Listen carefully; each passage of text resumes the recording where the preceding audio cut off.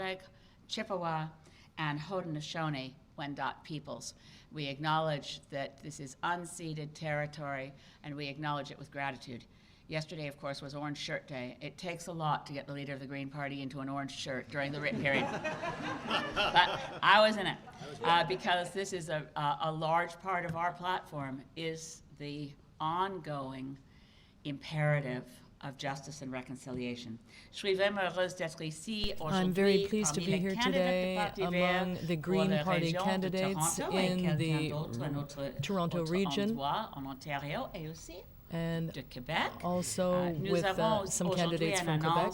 And today we're making an announcement on the same policy we presented in the 2015 campaign, but we improved our platform with respect to post-secondary education. Before I begin, I want to introduce the candidates who are with me today. I want to introduce the wonderful candidates who are with me at this announcement. To my left, Annemie Paul from Toronto Centre. She is also the Shadow Cabinet Critic on International Relations, given her quite awe-inspiring background, honestly, just amazed by it. Marty Lancaster came down from Barrie Springwater, Oro Medonte, just give a little wave. Rebecca Wood from York Centre. Randy Roundine from Scarborough Agincourt. Nikki Ward, York Southwestern. Nikki? Where did you, Nikki? There you are, okay. Travis Mason from St. Catharines. And Jalen Bourgère, qui présente maintenant à Rivière-des-Mille-de-Lille. She's also a student here at the University of Toronto. Candidate at Rivière-du-Loup. Nick Capra, Parkdale High Park. And Tim Grant, right here. Tim Grant at University Rosedale is also on Shadow Cabinet and is a critic and advocate for municipal affairs. And Tara McMahon from Scarborough Guildwood. Excellent. So, welcome. So, yes.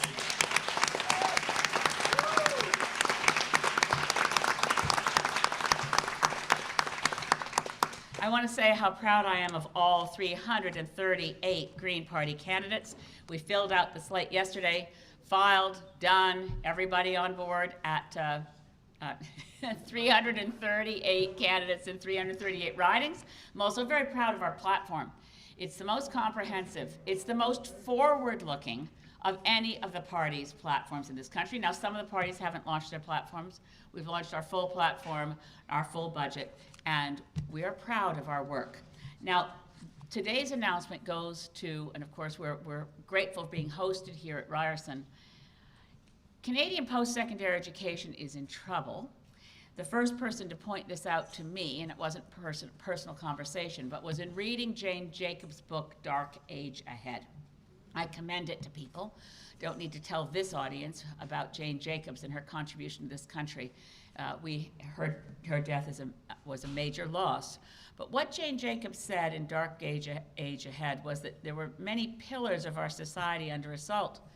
And education, she believed, was being converted from education to certification. Pay your money, get your ticket. As opposed to an enriched experience in which any student can expand their mind, expand their experience, begin to see that they might have an interest that they never knew existed. Contact with professors makes a difference. Having an opportunity to have an enriched experience makes a difference.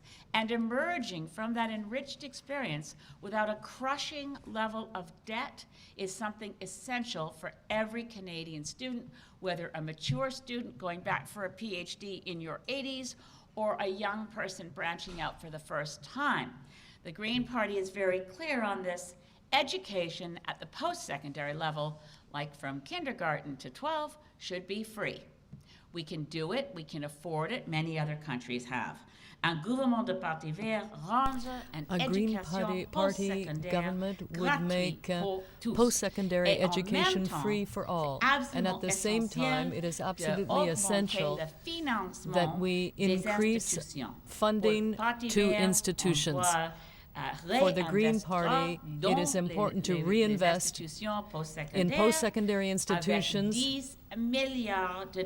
with some $10 billion to help those institutions. So we can't just cut tuition and say that's the end of tuition without investing in the institutions. So we have budgeted $10 billion that will be coming through federal, provincial transfers with agreements with each province that this money is tied and that we want to reward those institutions that are the most inclusive, offer the best new opening tenure track positions. Because one of the things we've seen is that one of the most exploited group of workers in this country are recent PhDs who get paid as lecturers, maybe $6,000 a course seems to be the run-of-the-mill payment. So you emerge from your post-secondary educational experience, you've got your new PhD, you have crushing debt, and you could make more money at Starbucks. Yes. There's something very wrong with this picture. It's clearly not sustainable. We want to support the administrations of universities and colleges, whether for trade certification in a Red Seal profession or because you're studying medieval history or Russian literature. Our society needs to keep our brains functioning, intact, expanding, and education doesn't stop at the end of high school. It doesn't even stop at the end of your post-secondary education. It's a process of lifelong learning. I'm very proud to present our platform to protect excellence in the educational and particularly post-secondary educational sector, so that institutions can move ahead. It's not just a privilege, it is a right, and the Green Party is one of the most progressive parties We're in really Canada. Happy to answer any of your questions about how we take this bold step forward, how we pay for it, and why Canada should join the legion of countries around the world, Norway, France, Germany, where people can go to university. By the way, even Canadians can go to university for free in countries in Europe when they can't go to university for free at home. There's something wrong with this picture, and let's get out ahead of it and fix it. Thank you very much.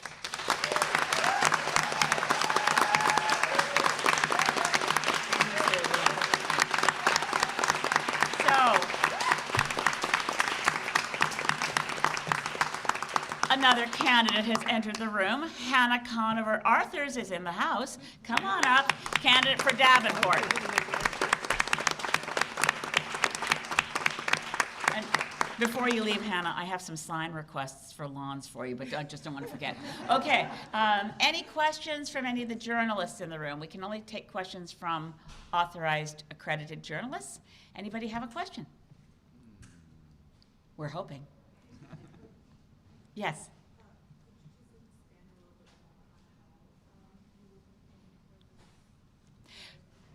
Our revenue numbers add up to sufficient new sources of revenue. There are some places, of course, that we save money. Canceling the Trans Mountain Pipeline saves money. Ending fossil fuel subsidies saves us billions of dollars a year. This is about a $16 billion ticket item in canceling tuitions, plus putting $10 billion into the investment so that universities and colleges can continue to be flourishing, keep the lights on, and not be feeling so pinched for every penny. We pay for it with a number of new streams of revenue. We do not increase taxes for average wage-earning Canadians. We do create a wealth tax for those on their wealth if they have more than $20 million in wealth. I'm looking at this room, I think we're all okay. But we also will be creating a tax regime on those businesses that make a lot of money in Canada and currently pay almost no taxes. So the e-commerce